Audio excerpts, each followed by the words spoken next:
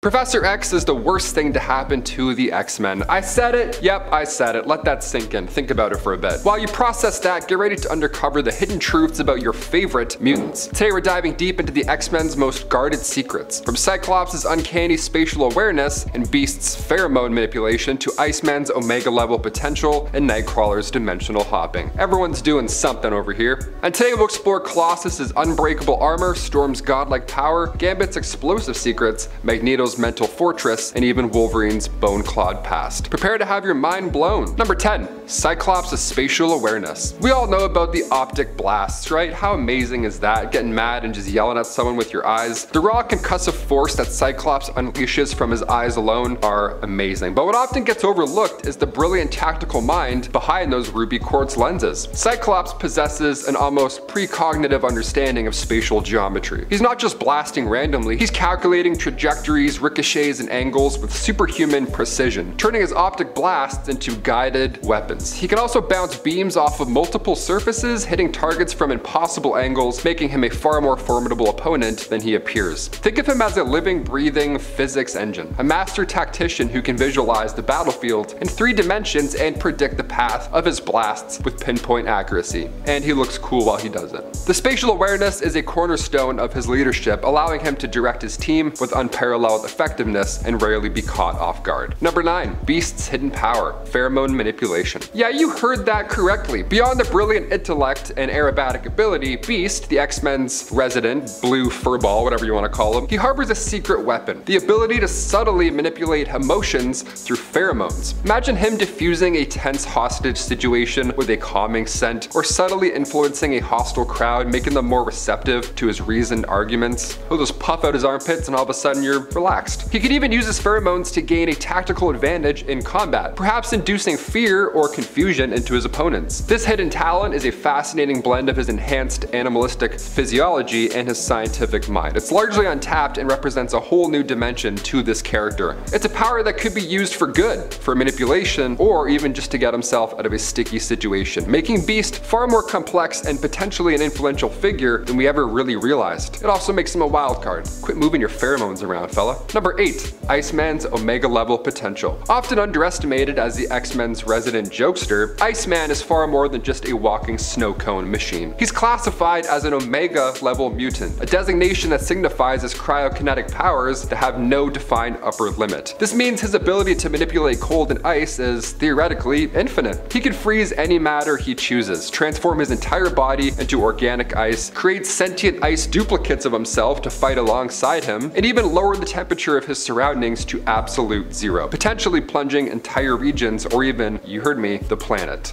into this new ice age. It'd be a terrible time. Iceman's control over his powers has grown exponentially over the years, hinting at a future where he could become one of the most powerful beings on Earth, a force of nature capable of reshaping the world in his icy image. He is quite literally walking, talking, potentially global catastrophe waiting to happen, making his unusual nature all the more important to keep in check. Number 7. Colossus's unbreakable armor. Colossus, the X-Men's gentle giant, possesses the remarkable ability to transform his entire body into organic steel, a living, breathing metal that grants him near invulnerability. But this isn't just any ordinary metal. No. It's an extraterrestrial substance of incredible density and strength, far surpassing any earthly alloy. In his armored form, Colossus can withstand extreme temperatures, from the scorching heat of lava to the frigid cold of Iceman himself. He can shrug off massive impacts and even endure the crushing pressure of the ocean depths or the vacuum of space for a limited time. He is a walking, talking tank, a nearly indestructible force on the battlefield. Yet this immense power is juxtaposed with his inherently gentle and artistic nature. He's a paradox, really, a being of immense strength who would rather be painting landscapes than fighting battles, a testament to the complex and often contradictory nature of the X-Men.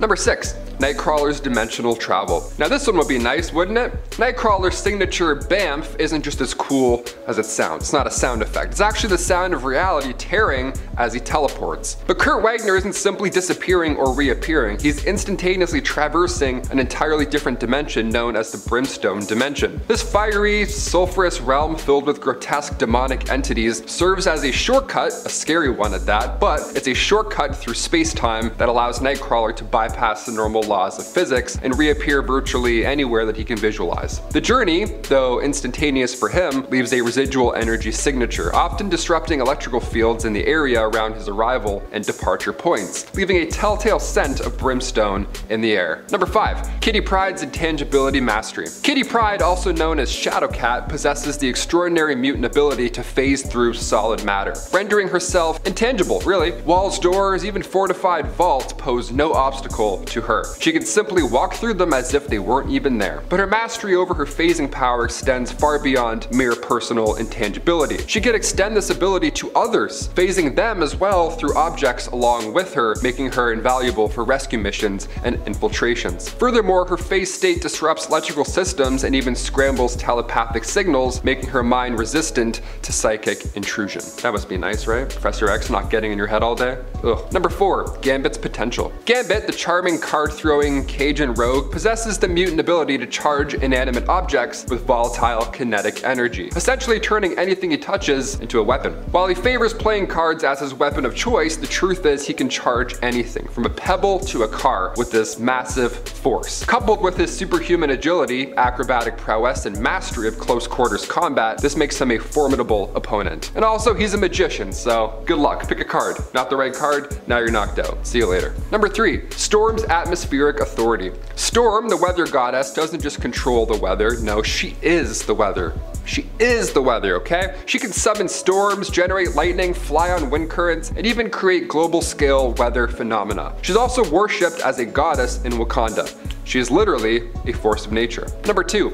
Magneto's mental fortress. Ever wonder how Magneto resists Professor X's telepathy? His iconic helmet isn't just for the show. It's crafted from a special metal that blocks psychic intrusions, giving him a mental fortress, literally, against even the strongest telepaths. This allows him to be a constant wild card. And since the X-Men can never tell what he's going to do next, it leaves him in quite a villainous spot, right? What is he thinking? What has he got behind those metal eyes over there? And finally, number 1, Wolverine's mysterious past. Wolverine's past is a tangled web of amnesia, trauma, and hidden memories. All things you don't want in life. His healing factor suppresses his worst memories, making it hard for him to know his own history. And guess what? His claws weren't always adamantium. They were originally bone. Could you imagine?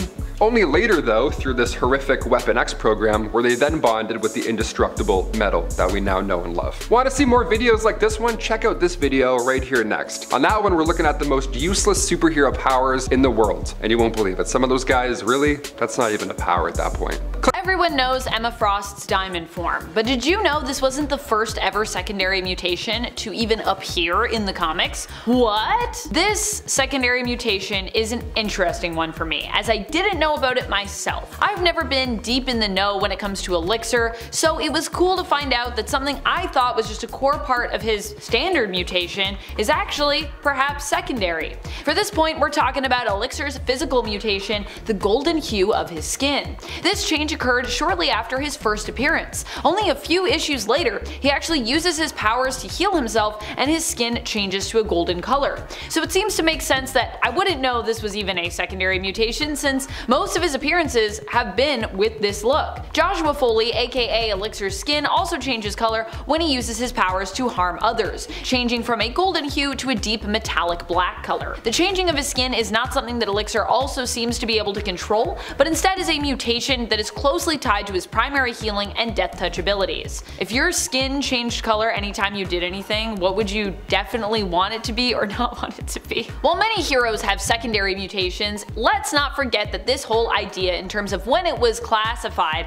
started with Emma Frost, who herself was once a famous villain. Likewise, there have been other villains who have also gained a secondary mutation, but who simply aren't as well known. Enter Black Tom Cassidy, a classic mutant villain, and if you aren't familiar with him, you should be, he's pretty cool. His secondary mutation has changed somewhat throughout his history. It's been described as giving him the upgraded ability to channel his bioblast through his fists, as opposed to needing wood to channel said blast, which is what he originally had, giving him his own plant form, and giving him the power to manipulate plants and wood around him. Like many others on our list, Black Tom actually got this sort of secondary mutation from being mortally wounded, but yeah, it's changed a lot throughout the years in terms of exactly how it works or what it does. It feels weird to include Beast also on this list, but when I think about most people I know who love the X-Men, they usually always think of Beast as being default blue.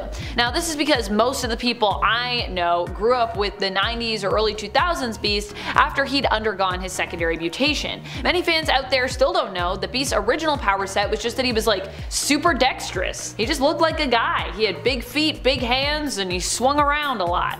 Initially, Beast looked like this guy, but after being exposed to a serum he created which isolates and boosts the X gene in mutants, he became permanently mutated again, gaining the secondary mutation of the blue fur. In fact, I think Beast may be the first mutant in comics to have developed a secondary mutation, before we even had a terminology for it at that time.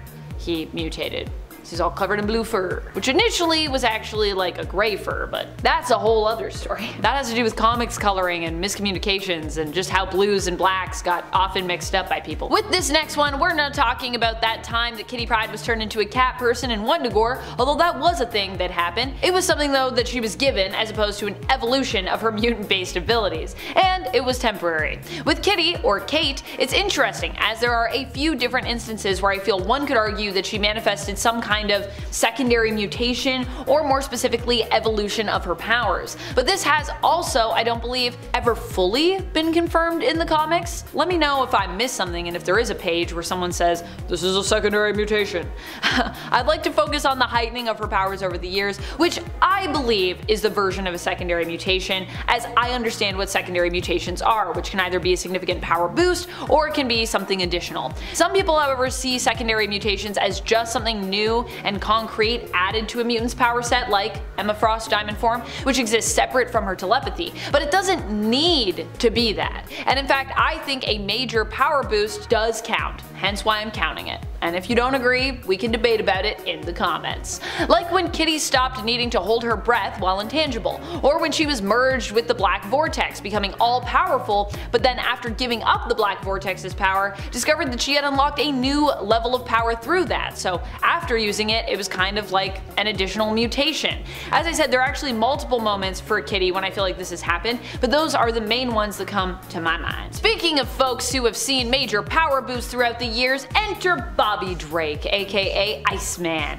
Iceman has had a few different moments like Kitty Pryde where I would say his powers have evolved, and which could be considered a secondary mutation as he severely leveled up. When he learned he could manipulate his body into more than just ice or snow, and learned to use his water form. When he learned he could just become straight up ice. That was a whole thing, because before he was, I believe, covered in it. When he healed back up after having his ice form shattered. And when he learned he could make ice clones. Honestly, Bobby's just had a lot of moments because he's super OP. Sync developed a pretty powerful secondary mutation after he returned from the dead during the Krakoan era, so this is a recent one, so you might not know if you're not following with modern comics, or maybe you are and you're like, oh my gosh, this is the one I do know. His secondary mutation is more suspected, I would say, than confirmed. Well, we know he has this ability now, but we don't necessarily know if it is a secondary mutation or not. The ability in question is that he can now remain synced with other mutants even without being near them. I believe the idea is if he's synced with you once, he can kind of sync with you whenever, but of course there are some limits to this and we're still kind of figuring out how that works. I don't think that sync using those powers if you're not near him would be as powerful. However, this mutation also takes a toll on his body and it seems to age him faster every time he uses it. In addition to this, he can also sync with superpowered non-mutants as well, which is huge. As I said, the full extent of his newfound abilities has not been explored, and I don't know if everyone would consider them to be a secondary mutation, as they're still tied tied to the same power set, but I personally do. I believe secondary mutations can also manifest in a boost to a predetermined power set, and I think this should count. To me, it's a secondary mutation, so there you go. Take it or leave it. Cypher is another hero who went from being kinda lame to kind of insanely powerful thanks to his own secondary mutation. Honestly, I've become a pretty big Doug fan in recent years, now that I better understand just how powerful his power set can be.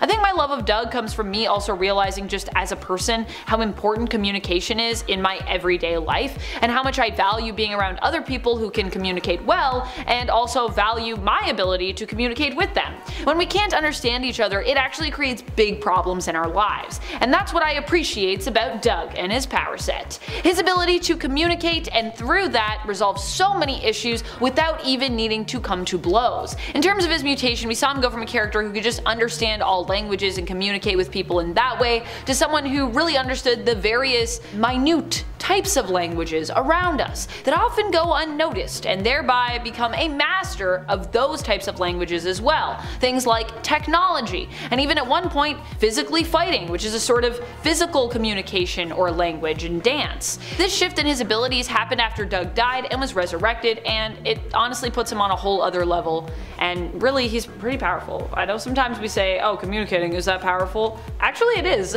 I always forget about Kid Omega's secondary mutation because it just very rarely comes up in the comics anymore. Probably because Quentin Quire no longer finds it interesting, at least that's the canon reason that we were given for this. Though I personally think it sounds super interesting, and I am surprised that he is bored of it. However, this is Quentin, so maybe I shouldn't be so surprised. He is often unimpressed by some of the coolest stuff, or at least he presents himself this way often. Kid Omega's secondary mutation here is a non-corporeal form, which when accessed also speeds up his consciousness and allows him as a telepath to reach out and connect with all sentient beings. He can think at the speed of light while in this form, but then again, even when Quire isn't in it, he is known for being one of the fastest thinkers and one of the smartest psionics on the planet. Maybe that's why he was like, it's alright. I become like whatever, I don't have a physical form, but like, I'm pretty cool even when I have a physical form. Said to be the daughter of Unis the Untouchable, one of the earliest X-Men villains, Carmella's mutant power set is similar to her father's. However, at one point her powers evolved even beyond her own control.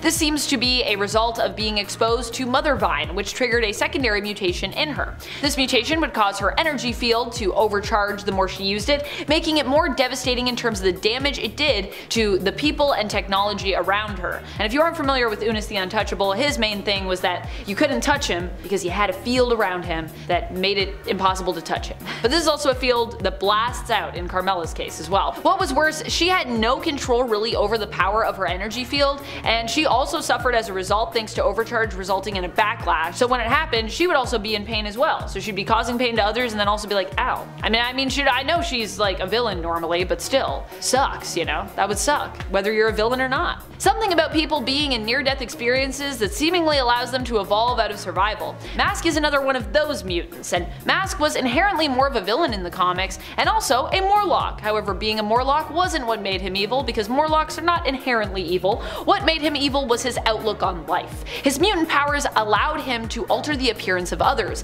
basically turning him into one of the world's most powerful plastic surgeons. But at the same time, Mask was considered himself to be hideous, hence why he hid in the underground tunnels of New York with the Morlocks and usually led them. And his powers did not work on his own physical appearance. That is, until he was killed by Shatterstar. To survive, he had to move his organs around, and this actually unlocked the power within him to manipulate his own appearance. For a while, he actually used his powers to appear as Marilyn Monroe, no I'm not kidding, while leading the Morlocks. Although now Mask has seemingly gotten over his obsession with beauty and chooses to mostly appear just as he is. A friendly reminder to love yourself, friends. Take a page out of Mask's book. Actually, at least I think that's what happened to him. I don't know, I haven't read every single Mask issue, so. But if there isn't a Mask issue where he realizes, you know what, maybe I should love myself as I am, there should be one. And if there isn't, Marvel, if you need someone to write it, I'll write it for you. In its 10 resistance to telepathy. Psychics in the Marvel Universe are undeniably real, with a significant number of mutants possessing psychic abilities, including members of the X-Men. Professor X, the X-Men founder, is a powerful psychic, and Jean Grey initially displayed telekinesis before unlocking her own psychic powers. Rachel Grey, Jean Grey's daughter from an alternate alternate universe, is also a psychic and frequently joins the X-Men. But despite the prevalence of psychics, some heroes in the universe receive training to defend themselves against psychic attacks and probing, such as Wolverine, who was given psionic shields by Charles Xavier to enhance his resistance. While these defenses are not foolproof, they offer valuable protection,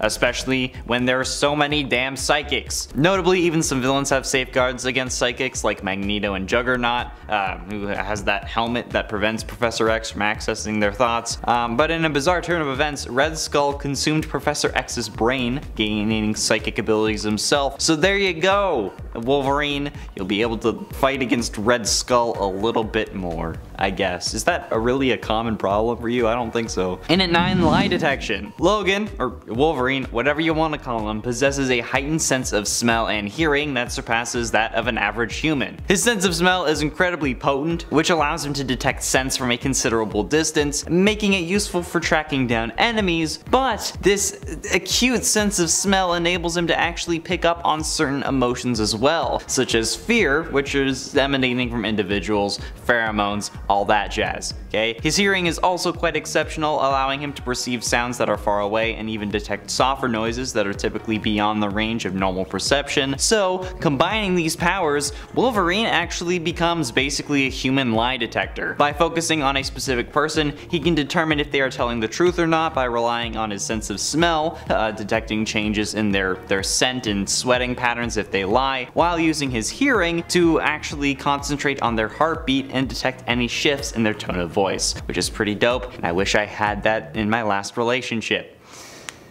In at 8, Berserker Rage. Here I am just dumping my trauma. Wolverine possesses a dangerous state known as Berserker Rage, which is triggered by an overwhelming anger that drives him to lash out uncontrollably. In this frenzied state, he becomes an unstoppable killing machine, slashing through enemies without hesitation. However, the downside is that Wolverine loses all sense of control and may even harm his allies, unable to recognize them in the midst of his rage, which I certainly relate to. This internal struggle has plagued Logan since childhood and often leads him to distance himself from others, fearing what he might do, but despite the risks, there are moments when the Berserker Rage proves necessary, particularly in his relentless battles against Sabretooth. The movie franchise also showcases this aspect of Wolverine, with a memorable scene in X2, the best X-Men movie, where he unleashes this fury, slashing through adversaries within the confines of the X-Mansion. But again, you all remember that scene, it's the best X-Men movie. Please flash sarcasm on the screen because they won't know I'm joking. In its 7, Night Vision. The combination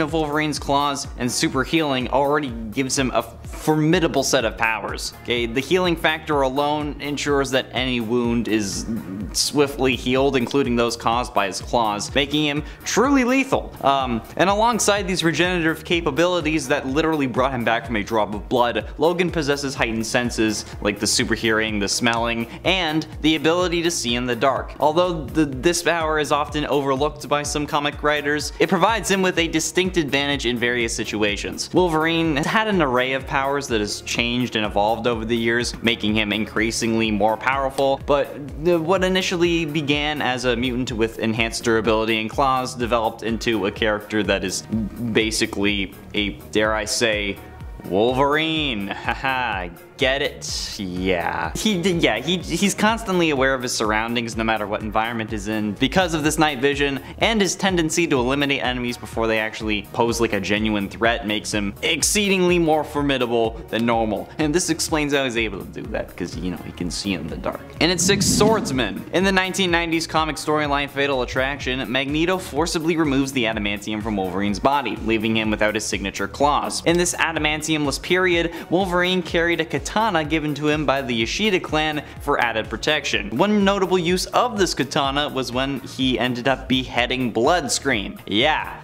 Oh boy. Later on, Wolverine acquired the Muramasa Blade, a sword with mythical properties capable of neutralizing a mutant's healing abilities, which is the unique blade that became his weapon of choice in certain situations, allowing him to confront and defeat formidable adversaries such as Omega Red and Sabretooth. And as it was the only weapon capable of truly ending Wolverine, therefore also able to end Omega Red and Sabretooth. But yeah, he's skilled with a sword, which you wouldn't really expect because, you know, he has the claws, but also makes sense because the claws are just basically tiny swords. Halfway through into number 5, wisdom. Logan's journey as a superhero spans across significant historical events. Okay, he served in both World War I and World War II. He even fought alongside Captain America, and following these wars he found himself in Japan, where he formed a family only to tragically lose them, and these devastating losses combined with centuries of heartbreak contribute to Logan's bitter and cynical demeanor. But after going through the adamantium bonding process, he befriended Alpha Fight, a Canadian superhero team, and became one of Canada's earliest superheroes. His initial task involved intervening in a conflict between Hulk and a Wendigo. However, his path took a turn when he was sent to eliminate Charles Xavier, but ended up being influenced by Xavier's telepathic abilities, leading him to join the X-Men. But still, okay, Wolverine's wealth of experiences and wisdom greatly influenced the X-Men's journey, and I mean, with an extended lifespan comes years to learn and become wiser, which he clearly has, and then it only continues on. So yeah, dude, damn, well done. Good for you. In at 4, feral form. The 90s marked a peculiar era in comic books characterized by excessive violence, extreme physical attributes, and objectification. But it was a time when unconventional ideas emerged, yielding both remarkable stories like Age of Apocalypse and disappointing ones like the Clone Saga. But surprisingly, Wolverine spent a significant portion of this decade without his adamantium skeleton. Despite losing the metal coating, he did retain his bone claws and healing factor, maintaining, like, you know, the classic Wolverine sort of aspect. However, the supervillain Genesis sought to actually restore Wolverine's adamantium, driven by a desire to serve the powerful Apocalypse. In a failed attempt though, Logan's body rejected the procedure and triggered a dormant mutation. Stripped of adamantium, Wolverine underwent a primal transformation, adopting an animalistic mentality while his nails grew into natural claws. It showcased the profound impact that the absence of adamantium had on Wolverine's body, and he just kind of became a beast, ironically enough. So yeah, he kind of needs the adamantium nowadays, otherwise he kind of goes back. Getting close to the end, in number 3, Super Dad. On Earth 982, Rena was the new girl at high school, where some of the more popular girls tried to make her life miserable, stating that she was the daughter of an immigrant and an unemployed biker and all that. But when her dad, Logan, picked her up from school on his bike,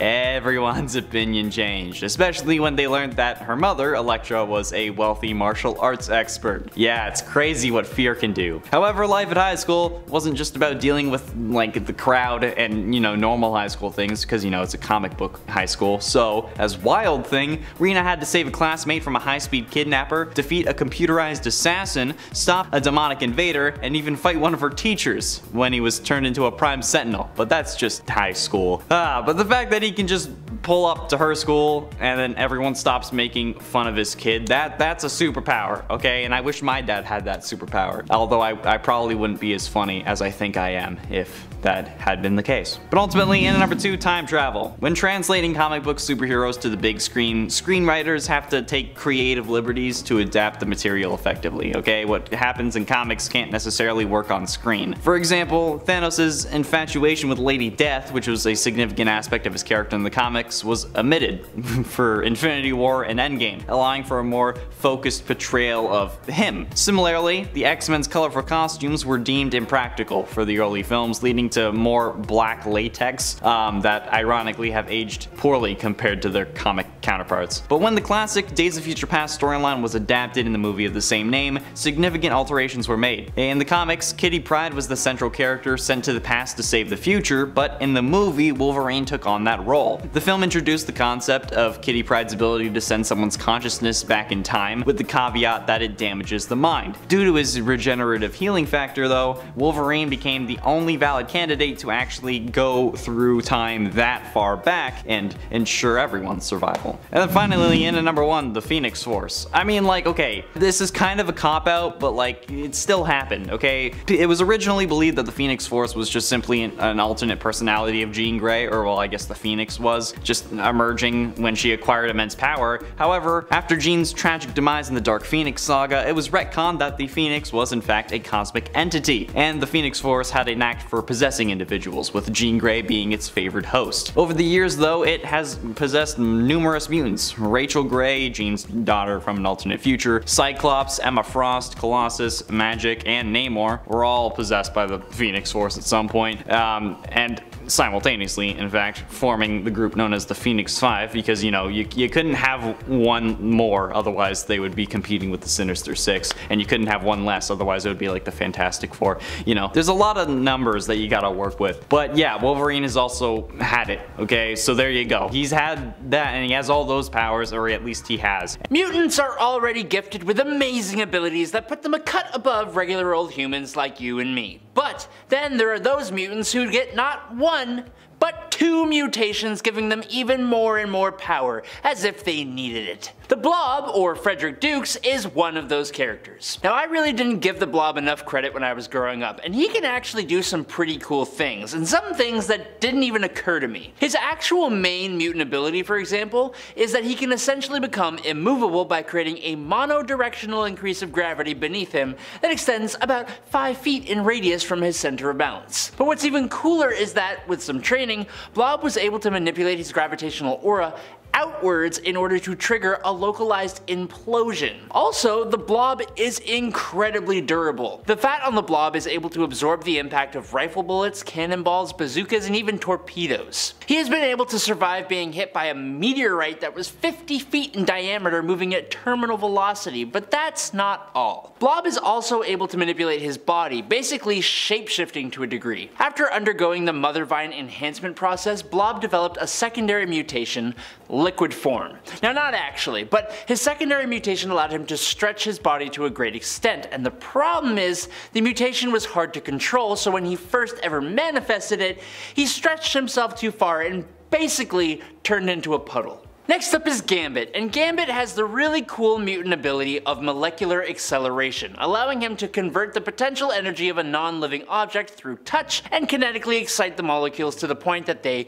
explode. Usually when a mutant has an ability that manipulates molecules, they have a pretty vast array of powers, but for Gambit, he mainly just uses his abilities as attacks, charging up his signature playing cards and bow staff and other objects like that. We have seen him reach the full potential of his power, only this was an alternate reality version of the guy. He could manipulate kinetic energy down to a molecular level, which basically made him a god. But as you may have guessed, Gambit has a second mutation. After a traumatic event left him blind, a secondary mutation kicked in that allowed Gambit to be clairvoyant. Gambit's ability did not give him the power to consciously look into the future. Instead, his secondary mutation acted like a warning system, kinda like the spider sense. He could sense danger and react to it. Now, fortunately for him, Gambit got his sight back not long after losing it, meaning he stopped needing to rely on this secondary mutation, but he does still totally have it. Daken, or as he's going by now, Akihiro, possesses a lot of the same abilities as his father Wolverine. He has a crazy healing factor, superhuman senses, and of course, bone claws. But what some people may not be aware of is the one mutation he possesses that neither his father nor his sister / clone possesses. That power would be pheromone control. Daken has empathic ferrokinetic abilities that allow him to use his pheromones to manipulate the emotional state and sensory perception of others. He has used this ability to instill intense fear, happiness, depression, fascination, and a false sense of security in others. The false sense of security one is probably the most interesting, as it's allowed him to sneak up on others without them even worrying that he could be there. He also has used this ability to alter others' depth perception and vision, making them fight sluggishly. He can also control his own pheromones to make him basically untrackable, even to someone like Wolverine. There are limits to Daken's ferrokinesis, but it's such a cool ability. If you have seen the movie Logan, then you'll recognize Caliban as the blind, seemingly albino mutant who hangs out with Logan and Professor X. In that movie, he displays Caliban's main ability, which is being able to detect mutants' X genes, usually within a 25-mile radius. Although, it's worth noting he has been able to detect particularly powerful mutants from further away before. But what I want to talk about is Caliban's other power that most people don't know. This is called his flight or fight response. Whenever Caliban feels stressed, he manifests 2 extra powers. Super strength that can overpower Spider-Woman, and fear absorption. This second power allowed Caliban to absorb the psionic energy created in the fear from others and amplify it back into his environment, doing things like very quickly turning those nearby into a fear-induced panicked mob. This ability was boosted up by Apocalypse twice when Caliban served him as both Death and Pestilence. The mutant Toad has been a member of the Brotherhood of Evil Mutants and by extension a part of the mutant community for a hot minute, but in my opinion, Mortimer Toynbee hasn't really been utilized as much as he should be given his massive list of abilities. Toad has a degree of superhuman strength, specifically in his back and legs, which allows the little weirdo to jump around 25 to 37 feet, and he'll kick you so hard that you are never getting back up again. He's got flexible bone structure, superhuman stamina, durability, reflexes, and agility. Toad, like a lot of super beings, has a regenerative healing factor, but unlike a lot of mutants, he has UV vision, a super strong 30-foot prehensile tongue, acidic saliva, sticky paralytic resin out of his pores, and pheromone secretion. I can understand why he isn't exactly at the top of the mutant landscape, partially because he's kind of really gross and just overall unpleasant, but he does have a hell of a lot of abilities to offer. The X-Force member known as Shatterstar, a lot like Toad, just has a huge list of abilities that just keeps getting added to. Kvedra 7 learned the arts of battle as a warrior in arenas on Mojo World, where he developed both a sense of honor and incredible fighting skill, but those aren't his abilities. He possesses a large superhero starter pack: superhuman strength, speed, agility, stamina, durability, senses, reflexes, agility, dexterity, coordination, balance, plus a regenerative healing factor and even enhanced learning ability. Now curiously, he actually has hollow bones as well, which makes him lighter than you would think, but also further boosts up his natural physical skills. Now the cool part of Shatterstar are his Mojo-verse swords, which he can use with his mutant ability to channel powerful vibratory shockwaves, which can be absolutely devastating but also drains him of energy. But also, after his Mojo time, he can now create X-shaped portals that have to be linked to another person who acts as an anchor for said portals, if that makes any sense. These also drain him, and he has a cooldown of about like 4 days before he can do it again, because this powerhouse needs some kind of balancing of some sort. Next up is Sage. Sage is basically a super genius, with a brain more powerful than any computer in the world, granting her perfect memory and rapid analytical ability. She can come up with the perfect plan in an instant, learn just about any skill without having to practice, remember everything she's ever experienced, perform multiple tasks at once by allocating a partition of her brain to each task, and, thanks to training with Professor X, she can engage in telepathy. Her telepathic abilities allow her to detect minds and read them, project thoughts, astral projection, cast realistic mental illusions, and she even has a kind of psionic defense unique to her called her firewall. But it doesn't even stop there, as Sage even has some biokinetic abilities as well, including reading another mutant or person's genetic code and DNA, being able to literally see who someone's related to, jump-starting latent or enhancing current mutant abilities, and she has complete control over her physical body, being able to expel nanobots from her body by controlling her immune system. Almost like highly advanced antivirus. She needs more time in the spotlight, that's all I'm saying. Next up is Wolfsbane. Rain Sinclair has the mutant ability that I kinda wish I had when I was a wee little lad. She can turn herself into a wolf at will, and can even go into a transitional form that is basically as close to a werewolf without being a werewolf as you can get. In fact, she is basically a werewolf, but with none of the drawbacks of being that kind of monster. She retains all her faculties minus not being able to talk and just being a little tiny bit feral, and is not forced to change only at nighttime. Rain grows much larger than her human form when she changes, and gains access to some enhanced strength, a healing factor, and enhanced vision, which coupled with the body of a wolf, grants her enhanced speed and reflexes as well. But then she got a secondary mutation, and it's a weird one. After becoming an agent of Mutations in X-Men Blue number 9, she gained the ability to somehow transform into a pack of 5 wolves, and on top of that, her general wolfy-like characteristics,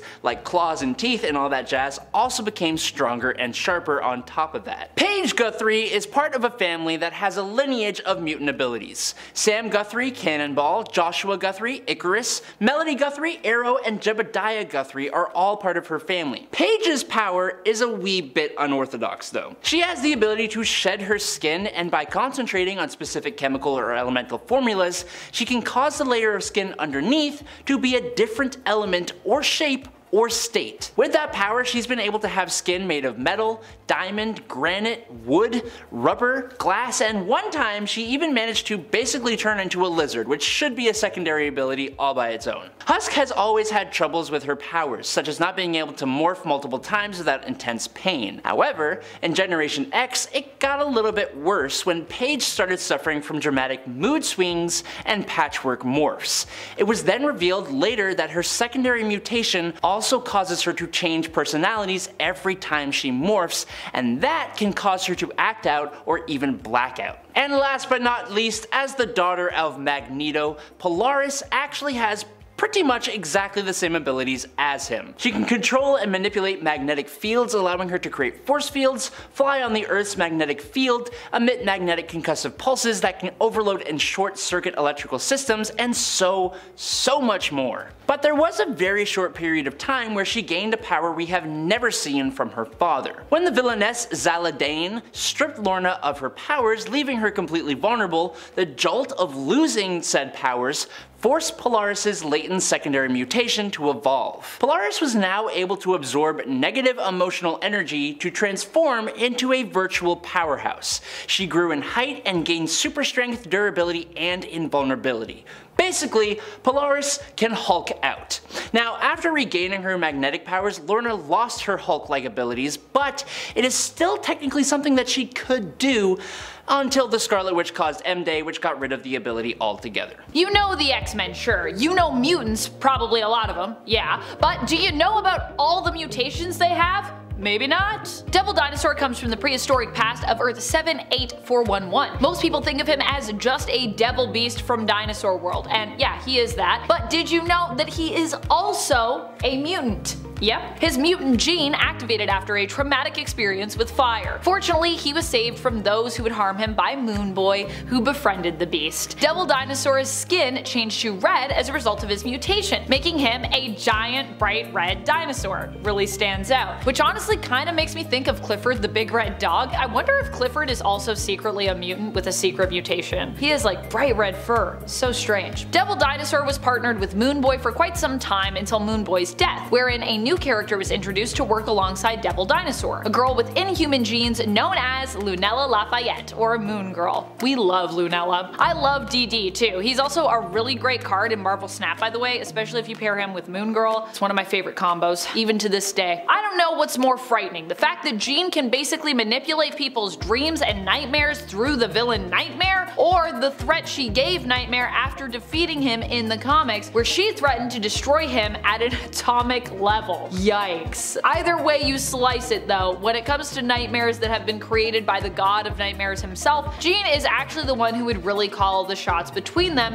when they're pitted against one another. I know you'd think Nightmare would come out on top here, but Jean is just that powerful. She could not only use him to take control of others' dreams the world over, but of course could also just take control of those dreams from Nightmare himself, and even match him, or really even beat him in his own realm, which is pretty wild. Chamber is a weird character, but also a beloved character. Like many weirdos that I love to talk about, Chamber is of course also a mutant. His name is Jonathan Starsmore, and while he may actually have the potential to be considered Omega level, that doesn't make his powers any less weird, thank goodness. His power relates to the fact that he's actually made of pure psionic energy. Now while many people know that Jono is psionic, because you know he's always talking telepathically, I don't think many folks actually think about like why his powers manifesting caused him to lose his jaw. I mean, I'm sure the hardcore Jono fans know all about this, but for those of you that are a casual Chamber fan, I'm gonna get into it. When his powers first manifested, they blew a massive hole in his chest and his face. While many people would be immensely harmed or even killed by such an occurrence, Chamber was not. As a result, Jono no longer needs to breathe, eat, or drink, and his blood does not even course through his veins. It doesn't need to do that to keep him alive. Yeah, as such he is typically seen with a scarf or some other clothing covering the lower half of his face, and he communicates communicates telepathically, as you know, he can no longer talk since he has no jaw. Also, he's made of psionic energy, so he's a very powerful psionic mutant. By far one of the strangest, yet kinda in a weird way most OP characters of all time from Marvel has to be Duke. Okay, so he's at the very least the most strange. And now we have his evil counterpart, Pood in Excellent, who might somehow be weirder. Oh boy. Dupe is pretty powerful because he has some fourth wall shattering level of awareness, and he's able to actually move between panels in comics, existing not just within the panels of the page, but also moving into the borders and margins as well, able to exist outside of the panels that we're used to reading, which I think is pretty wild. I mean, not many other characters can do that, never mind mutants. Granted, we don't really know what Dupe is, or you know, if he's really a mutant, but he definitely hangs out with the X-Men a lot, and I feel like he's so weird, I just would believe he is a mutant in some way in his origin. Though at this point in time, there's no definitive origin for the character yet, just to be fully transparent here. He's also demonstrated some powerful magical abilities too, as well as super strength, speed, durability, and even the power to resurrect. Without the help of the Five no less, he can just do that by himself, so he's got a lot of powers that I feel like not a lot of people think about. The Love Eyes is one of my favorites. Never forget Madeline Pryor's awesome telekinetic lasso. What an awesome and totally bizarre weapon for a Goblin Queen to wield. Maybe we can call it a telekinetic whip instead. That seems more fitting based on Maddie's kinda generally crazy and definitely vicious and vengeful disposition. Madeline Pryor as the Goblin Queen used this lasso to wrangle, get this, Jean Grey. That's right, her lasso was powerful enough to wrangle Jean, who herself is considered, now at least, an Omega level mutant in both psionic areas of power. What's more, Maddie's psionic whip was so powerful, it also basically just rendered Jean powerless when they were having their fight. So yeah, I feel like if you can use any kind of lasso to render Jean Grey powerless, that's impressive. Why doesn't she use it more often? She should bring it back. I want to see the lasso again. Let's bring it back. Training with Doctor Strange made magic even more powerful. She already has all the knowledge imparted to her by Alternate Storm and of course Belasco and all his magical texts, so adding in the teaching of Doctor Strange has made her an insane level of powerful when it comes to her magical abilities. At one point she used her knowledge to turn herself and a group of other supers, including mutants and some Guardians of the Galaxy members, invisible. Yeah, and a gambit to buy time when her teleportation powers just couldn't cut it. It's not really like a mutant power, but it is a power that a mutant has. So, see what I did there? There's something about people being in near-death experiences that seemingly allow them to evolve in some way and survive. Mask is another one of the mutants that has experienced that. Mask was inherently more of a villain in the comics and also a Morlock. However, being a Morlock wasn't what made him evil. What made him evil was kind of his outlook on life. His mutant powers allowed him to alter the appearance of others, basically turning him into one of the world's most powerful plastic surgeons of all time. But at the same time, Mask was considered himself to be hideous, hence why he hid in the underground tunnels of New York with the Morlocks and, you know, was a Morlock, because that's kind of their whole thing. And his powers did not work on his own physical appearance, tragically. That is until he was nearly killed by Shatterstar. Now, to survive, he had to actually move his organs around, so this gave him the power to manipulate his appearance. He leveled up. He gained what we would call a secondary mutation. For a while, he also used his powers to appear as Marilyn Monroe while leading the Morlocks. Although now Mask has seemingly gotten over his obsession with beauty and usually chooses to just appear as he is. Either that or people forgot that this power existed, but I'm gonna go with the route of, you know, Mask just loves himself now, because I like that story for him. Moira was usually known as more of an ally to the X-Men for many years, and none of us would have ever suspected that she had powers at all. She has been known as a mutant ally throughout many comics, often Charles Xavier's ill-fated lover, and if you don't see her as being a major player in the comics, let me just remind you that she was the one who figured out how to cure the legacy virus, and I honestly think that elevated her even to a superhero status if we're talking about it. We found out Moira McTaggart was a mutant recently in modern comics during the House of X series. We learned that she had done more than just die in the comics. We learned that her powers allowed her to actually be reborn, but not in a traditional sense of superpowers. This isn't a healing factor or a resurrection. Her powers actually allow her to relive her life again. Yeah, so it's kind of like a reincarnation. From birth to death, starting in the womb. So she's living the same years, but she can use her actions to alter history, making her an odd but surprisingly powerful mutant. But not everyone knows about Moira McTaggart and her powers, so there you go. This is less of a power, this next one, and more of like just a really interesting fact about a power, but I didn't know this myself initially and I was surprised by it somewhat, so I figured I would just share it with you and count it as a point on this list. Now we all know that Jean is one of the preferred hosts, if not I would say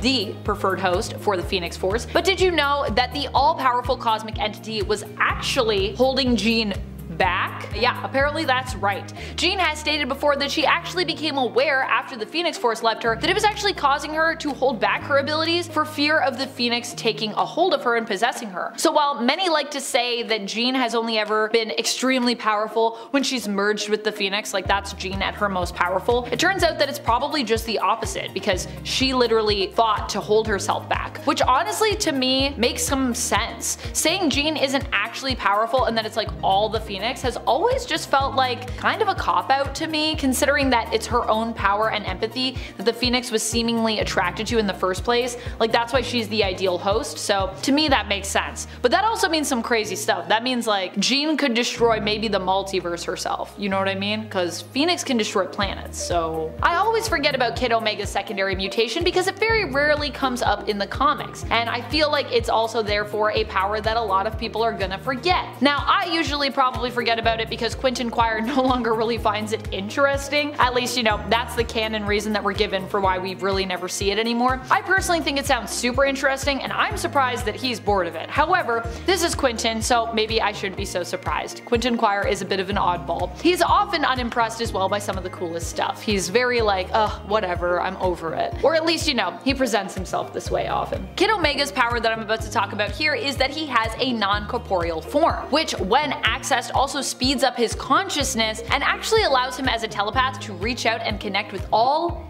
sentient beings. Yeah, basically like all of Earth he could just connect with. He can think at the speed of light while in this form, but then again, even when Quire isn't in it, he's known for being one of the fastest thinkers and one of the smartest psionics on the planet, so I think we kept that part, but we forgot about the non-corporeal stuff. Everybody deserves the opportunity to learn, grow, and in some cases, level up. This is the third part of secondary mutations. Jean Grey exists in a kind of gray area here. There's only so many secondary mutations out there, please be kind. Jean Grey has the Phoenix, but this ain't about them. This is about the time she lost her powers and then got them back. Miss Grey absorbed Psylocke's telepathy and lost her telekinesis, but not for long, she just got it back. And there wasn't an explanation, so Beast just made the connection that it must have been her secondary mutation, and he would know. Amanda gets into Beast's secondary mutation in part 1, go check it out if you haven't yet. Back to Jean. But what does the mutation that she gets mean for her and even other mutants? It potentially means she can restore her powers and come back from anything, and maybe even repower depowered X-Men. Of course, that's really up for debate, so let me know what you think down below. Cyberine, unfortunately not a ship name for Cyclops and Wolverine, instead it's the name of the Wolverine version that killed Cyclops. Do I see an enemies to lovers plotline in the future? Wouldn't that be wild considering the whole Jean Grey thing? That is so not important. Anyway, so on Earth 517, that's the Marvel Contest of Champions Earth, Wolverine kills Cyclops. Hurting a friend to that extent is traumatic, and the psychological aftermath of it all caused Wolverine to experience a secondary mutation. This mutation allegedly was mimicking Cyclops' powers. So now we have a Wolverine with all his regular bells and whistles that also basically has laser eyes. New fear unlocked. Richard Gill of Earth 616 is better known as Wildside. He was a founding member of MLF, the Mutant Liberation Front. They are not good guys. His original mutation was hallucinations. He did this likely through telepathy, and he was pretty good at it. Unfortunately for him, he was depowered after M-Day. But hey, he survived, and that counts for something. He did eventually get his special talent back through the Mother Vine thing, plus a couple bonuses that made him an even bigger problem than before. They made his powers the same, but better. Instead of just hallucinations in the head, they were also kind of physical. As long as Wildside is conscious to keep it running, you're basically in a fever dream that feels super real and you can feel pain in. But if you knock him out, you're good. Black King, not to be confused with Black Tom from part 1, Black King is a billionaire, genius, energy absorption secondary mutantist. He develops a secondary mutation. That's the point. Sebastian Shaw's original special skill is the energy absorption thing. He can use the absorbed kinetic energy to make himself stronger, faster, and just basically enhance himself. This makes him hard to beat. Many heroes are known for their ability to pack a punch, so what do when the better the punch you give, the better the enemy gets? Mental stuff! The secondary mutation comes when Sebastian underwent the Mothervine enhancement process. The bonus he gets is that now he doesn't even need to get punched to absorb the kinetic energy. He can just absorb what's around him. Good for him, bad for everybody else. He also develops concussion blasts. The energy he absorbs can be like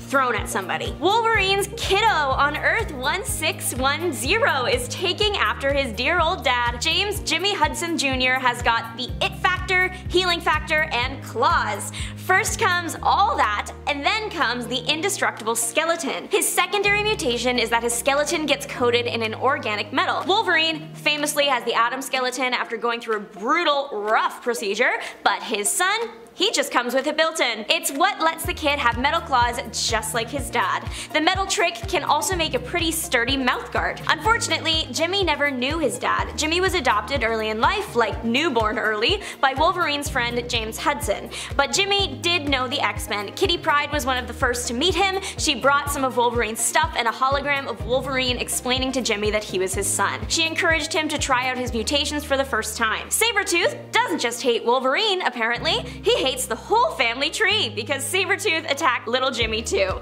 Well, he was a teen at the time, so he wasn't that little. Some parents pass down family rings and some enemies for life. If you are trying to find Jimmy online, you might see the alias Poison attached to it. Well, one horrible day, the Poison Hive invaded Earth 1610. One invaded Jimmy. Long story short, most of the poisons end up eliminated, but lucky for Jimmy, not the one in him. That one dubs itself just Poison and walks the earth in Jimmy's body. They are not on the same side at first, they are each fighting for control of the body, but eventually their physical form is threatened. They have to put aside their differences to survive and agree to work together to escape. Eventually they head off together to figure out how to co-inhabit one body, and all of this happened in the Ultimate Universe. Sharon Ginsburg is like the Elle Woods and Batwoman of the Marvel Universe. Let me explain. She is a mutant, but her civilian job is being a lawyer. Lawyer by day, bat-winged mutant by night. Or whenever she needs her wings. She is made for flying, her bones are lighter, and she is smaller than the average person. Her wings are massive, like at least a 15-foot wingspan, but because this is Marvel and everything is possible, she can easily hide the wings. The wings are her whole identity in terms of mutanthood, so losing those wings,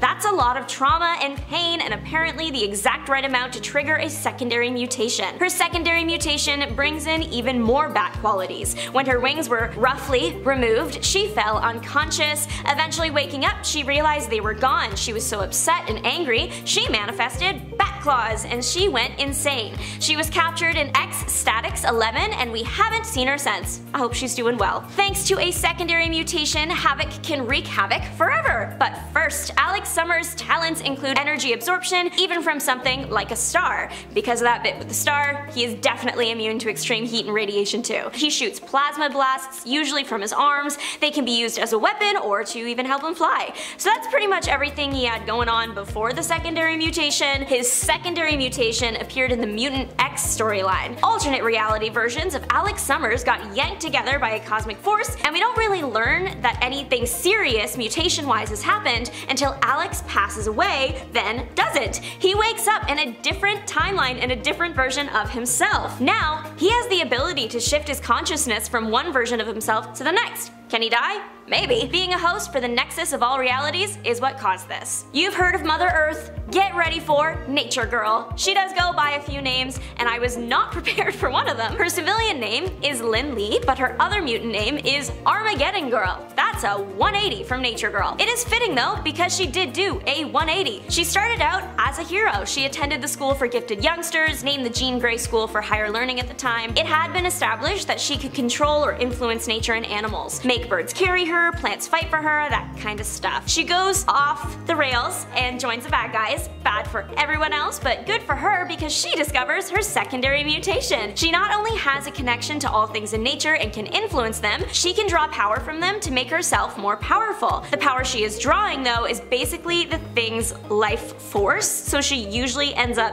killing whatever it is that she's drawing from. Right around one of the last times we saw her in the X-Men Unlimited Infinity comic is when she started going by the name Armageddon Girl. Pietro and Wanda are probably the most, maybe, famous mutants, it's a whole thing with them, of the Marvel Universe, but there's another set of definitely mutant power twins that deserve some attention too. Northstar and Aurora. They are a beacon of light, literally. When they were babies, they were separated after a car crash killed their parents. While separated, they both learned of their mutant abilities on their own throughout their teenage years. Both twins are very fast. Northstar used this to become an Olympic champion. They can both fly, but their big trick only appears when they are together, so sweet. When they physically touch, they can generate a powerful, bright light. It can blind or simply just distract enemies. The secondary mutation manifests after a series of experiments requested by Aurora so that the twins can do the whole light thing without touching. It works, and now they both have a semi-new talent. Angelic X-Men Warren Worthington III was just a guy until he got his wings. Then he was a mutant with the ability to shockingly fly. The wings have other uses too, they are really strong, so he can use them to fight. Angel, unfortunately, got mixed up with Apocalypse, and Apocalypse planted a death seed in Warren. Warren becomes Archangel on his way to being the next Apocalypse, which is a very bad thing. He doesn't get there though, good news. What he does get is healing blood. Kind of. Warren himself gets an accelerated healing factor, but if you were to get a blood transfusion from him, that blood is supercharged with the healing powers. We see this happen in Uncanny X-Men 420. I'll take a wild guess and say that he's got the universal blood type. He also got blue skin. He used to be just a guy. Look at him now.